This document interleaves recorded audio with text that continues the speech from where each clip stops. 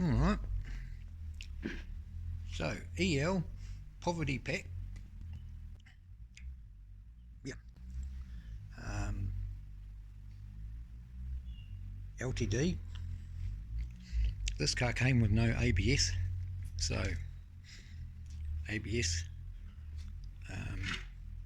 That's what's that engine? That's a, what does that say? It's a WR 2T head, which would lend itself to be an intake of some description, wouldn't it? Oh, ring lights that shine in towards the headlight rather than out. Oh, and a workshop cat boss. Hello, workshop cat boss. What are you up to, Payback? You beautiful animal. Right? Should I get back to work and stop fucking around with a video camera?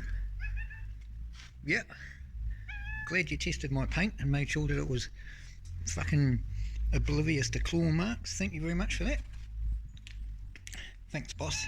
Yeah, thanks, boss. So, what else is going on here? Oh, wagon tail struts, because cats need space to play in an engine bay. Deleted the, usually they've got sprayer holes like this one I prepared earlier. Sprayer hole. So they're gone. I have plans. Whoops. Not your usual E-Series dash.